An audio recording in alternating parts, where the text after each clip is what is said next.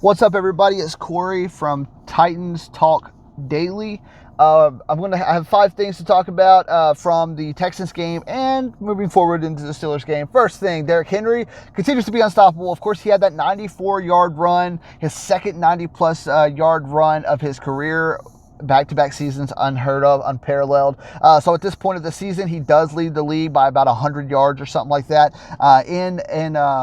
in total yardage. If you look at the last, because at this point we're at 5 games of the season, right? If you look at the last 10 games of last season, he averaged 124.8 yards per game average. So if he continues that trend, Derrick Henry could be looking at around 1,800, maybe even more yards, since he is starting off so well this season. He could be looking at 1,800 rushing yards or more, double-digit touchdowns. If he breaks 2,000 rushing yards, and he still gets that double-digit, like 12 touchdowns, which is what I'm around expecting, like 12, 14 touchdowns. He should be in the MVP conversation. He should probably be the MVP favorite, more than likely, especially since he has also honed in his ability to catch the ball and get receiving touchdowns, or at least spreading the field with his ability to catch the ball. Next, Ryan Tannehill. Ryan Tannehill, the big question right now is he in the MVP conversation? The answer is yes, absolutely, 100%. If you do not have him in your MVP conversation, if you do not have him in your top 3 MVP considerations right now, you are lost. You cannot get over Adam Gase, Ryan Tannehill. You need to focus on Tennessee Titans Ryan Tannehill. As of right now, this season, he has 1,368 passing yards, 13 touchdowns, 2 interceptions, 114.8 quarterback rating. This is after 5 games. So if you multiply that by 3, if he continues this same trend over times 3, he is going to have 4,104 passing yards, 39 touchdowns, 6 interceptions, 114.8 quarterback rating. That is elite level, and there's still 1 game left over. So if we include one more game, I would say about 220 passing yards, 2 touchdowns. We'll say 0, maybe even 1 interception and a rushing touchdown. Sounds about right. We could take away that 1 rushing touchdown if y'all want to. I don't really care. But we won't even include the rushing touchdown. But if you're just looking at the passing, it's going to be 4,300 yards, 41 touchdowns, and 6 interceptions. That is dominant. If you're like, well, maybe that's not MVP worthy, first of all, you're batshit crazy. Second of all, if you look at the 2014 Aaron Rodgers, who won the MVP, 4,300 yards, 38 touchdowns, 5 interceptions. 2016 Matt Ryan, who won the MVP, 4,900 yards, 38 touchdowns, 7 interceptions. If you look at Tom Brady, who won the MVP in 2017, 4,500 yards, 32 touchdowns, 8 interceptions. Outside of yardage, Ryan Tannehill's stat line looks way better than that. And if you take into consideration rush touchdowns that he might have, 3 rushing touchdowns or 4 rushing touchdowns, at this point over 15 games that he has started, he has 5 rushing touchdowns. So it's fair to say that this season he'll have 4 or 5. That'll be 45 or 46 total touchdowns and 6 or 7 interceptions. That is ridiculous. That is MVP worthy with 4,300 passing yards, maybe more, maybe a little bit less, but that is MVP worthy. And the only people that could possibly beat him is maybe Russell Wilson if he doesn't normalize a little bit, or maybe Patrick Mahomes, because Patrick Mahomes has freaking every weapon in the world to throw it to. Not only is he incredibly talented, but he could just deep ball it to Tyreek Hill all game if he wants to. He could just deep ball, then check down if it's not there to Travis Kelce and his other options, especially now that he has Le'Veon Bell, who is great from the backfield and catching the ball too. But if you look at previous MVP candidates, and if Ryan Tannehill continues his winning ways, Titans could likely end up at 13-3, 12-4, maybe even 14-2, depending on how they continue to play. If Derrick Henry continues to be unstoppable and Ryan Tannehill continues with his production, Ryan Tannehill should be in the MVP conversation, if not the MVP favorite, with a 13-3 record with that stat line. 100%, no doubt about it. Next thing I want to touch on, defensive woes. The passing defense for the Tennessee Titans is abysmal. They cannot get to the quarterback. They continue to only rush 3 or 4 or maximum of 5 people trying to get the quarterback. You got your interior alignment. Jeffrey Simmons being back is huge.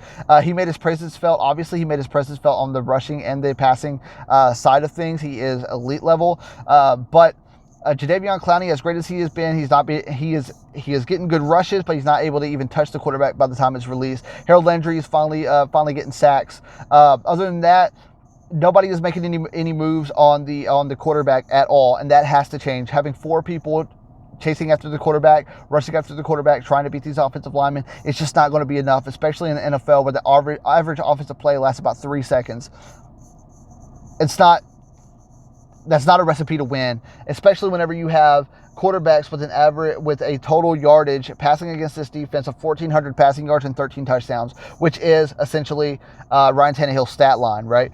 They do have 6 interceptions, which is amongst the best in the league. However, if you look at all the interceptions, I believe 4 of them are off of the receiver not able to catch the ball, which is purely circumstantial, and you can't rely on that at all. I think we've had 2 interceptions that were not like that. So moving forward, you cannot expect that to continue to happen, for it to just bounce off of the wide receiver's hands because they're paid to catch the ball. And so just having that many off of tips this early is unheard of and unlikely to continue. So I believe the recipe, I mean, you still don't have your best defensive back in Adoree Jackson because he's still on IR. Christian Fulton is still learning. So you have Jonathan Joseph and you have Malcolm Butler. There's just not enough speed right there, not enough speed at all. And it was shown and proved to be true against the Texans, especially in the second half, as they were able to just pick apart Malcolm Butler and make him look bad after his good game against the Bills. Moving forward, Vrabel, Mike Vrabel should be the leader in the Coach of the Year race right now, early on, and will probably continue that way. If he can lead the Tennessee Titans to 12-4, 13-3, 14-2. 100% he should be the Coach of the Year. Not only does his team won after not playing or practicing for 17 days and only having 2 practices, and was getting bashed for having one of the practices, even though it was completely legal. Roger Goodell even confirmed they did nothing wrong. People were still wanting to get to see them bashed, still want to see them forfeit games, and still wanted to see them punished. And for him to convince or to motivate the team in order to dominate the Bills in that fashion, keep them their head in the games and all these close games that they've barely been able to win, and not only that, but just being able to utilize the rule book in a way that fits. Now, we've seen it before. We saw it in the Texans game, him kind of like not really bending the rules, but finding little loopholes in the rules. So he did it against the Patriots last season, where they went to punt. They took like a minute and a half off of the clock, like a minute and 40 seconds or something like that off the clock, because whenever you're punting and there's a false start, the clock continues to run, or you could delay a game and the clock continues to run as well. They didn't have any timeouts. The Patriots had no timeouts, so they did the false start first to let the clock continue running. Then they did delay of game to let the clock continue running, and then they punted it at the end of the play clock. So that was about 140. Yeah, about 140 seconds. No, it wasn't. It was about, what was it, like a minute and 30 seconds or so. A minute 30 seconds, a minute 40 seconds. And then this past week, he was able to also find a loophole, right, where he had 3 timeouts, right, and he figured that the Texans were more than likely going to score, especially more than likely to get the first down on this play. So he had 1 of 2 options. I think it was 2nd and 5 or something like that. His cornerbacks weren't able to stop a nosebleed at this point. And so he had 1 of 2 options. He was like, okay, I can either allow them to get this first down, probably end up in the middle of the field and let the clock continue running while we are down, because the Texans were winning at that point, or I can put a 12th man out there, let them hike the ball, take that penalty, and the clock will stop, right? It's a loophole, because if there's 12 men on the field, the clock stops. So that's exactly what he did. He took a defensive player, took him out there. I remember seeing Jonathan Joseph was like, what the hell is this guy doing here? What's going on? Looking at Mike Vrabel. Mike Vrabel's like, shut up, shut the fuck up, shut up. And then they hiked the ball. Texans hiked the ball. They got the first down. But the Titans essentially got a timeout at the expense of a first down, which is genius, because at this point they're trading blows. There's no defense is able to stop the other defense. So if the Texans do score right here, that's fine because the Titans have they have 3 timeouts, which they did use 2 in that drive as well, but they still were left with 1. They were still left with 1, and plus they had the 2-minute warning. So they essentially had 5 timeouts right there all together because of 2-minute warning, the penalty, the 12 men on the field, and the 3 timeouts that they were actually given.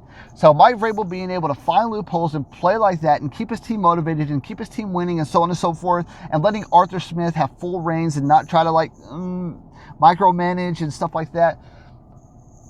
And plus just dealing with the COVID outbreak and stuff like that, especially with the defensive play caller having to be out for a game there and continuing to win even with all this.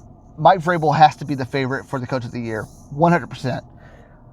Next, we're going to touch on the Steelers game a little bit. I'm going to have an actual video about the Steelers versus Titans game. I think, just to touch on a little bit, I think the Steelers are really well matched against the Titans. I think the Titans are going to have some problems. I think it's going to be very similar to the Texans game. It's going to be a high-scoring, close match. As of right now, I do have the Steelers winning, but it's no fault of the Titans offense. I still believe that the Steelers defense is matched up really well against the Titans offense, especially with Taylor Lewan being out. But having Taylor Lewan out and having to deal with that speed rushing, it's the best pass rushing defense in the league by a long shot. They lead the league in sacks, and it's not close. Also, their wide receivers are looking like one of the better wide receiver corps in the NFL, and Big Ben is playing like an elite level quarterback again, and is also in the MVP conversation. And the way that our defensive backs are playing right now, Kevin Byard, I think, is still having a good season. I think Kenny Vaccaro is also having a really good season. But our cornerbacks are struggling and having to deal with young, fast wide receivers, big wide receivers like Claypool and Juju Smith-Schuster, and a speedy wide receiver like Washington, and having utilizing tight ends the way that Big Ben likes to do. It's just not a good matchup for the Tennessee Titans. As of right now, I do have the Steelers winning 38-35. It's going to be another high-scoring, close game. But hopefully I'm wrong. But as of right now, I don't think that the Titans offense will be stopped by their pass defense. Or rush defense rather. I think Derrick Henry is going to have a field day on them. Another 100-plus game, probably about 120 yards rushing. I'd say about 2 touchdowns. I think Ryan Tannehill will be efficient still. I don't think Minkah Fitzpatrick will be able to handle the multiple targets and the multiple ways that he utilizes the offensive targets that he does have. I think Firster's going to have a big game. I think A.J. Brown is probably going to break 100 yards receiving. I think Khalif Raymond is going to get probably 2 or 3 catches for 30 or more yards.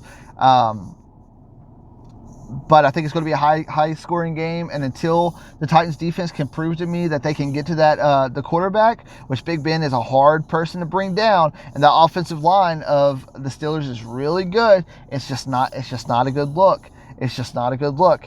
And Claypool is looking like the next elite Steelers wide receiver, and Juju has already proved what he can do. So I'm just a little nervous about this game. As of right now, I have the Steelers winning 38-35. I'll release a video on Saturday before the game, and I will touch on it more. I'll go more in depth. It'll be a little bit longer of a video, but that's pretty much it. Like and subscribe. You have to. I'll continue giving these 5 things after the game. I'll do pre-game videos where I talk about specific matchups and things to look for, and other things. If you have anything that you would like for me to touch on, please put it in the comments below. Like and subscribe. Make sure you hit that notification bell, and I will continue putting out these videos so you can stay as informed as possible, because there's way too many experts and way too many analysts out there that all they do is they bash the Tennessee Titans. So my goal is to be a realist. The Tennessee Titans are one of the best teams in the NFL, and nobody wants to give them credit. Ryan Tannehill is one of the best quarterbacks in the NFL. Nobody wants to give him credit. Derrick Henry is the best running back in the NFL, and they're just now giving him credit because they were still saying that Chubb was a better running back than him. what's his face from the Dalvin Cook was a better running back than him. It's not close, buddy. Not close. Derrick Henry is unnatural, but that's beside the point. So I want to keep it honest with you, keep it true with you. Like, subscribe, hit that notification bell once again. And this has been Corey for Titans Talk Daily.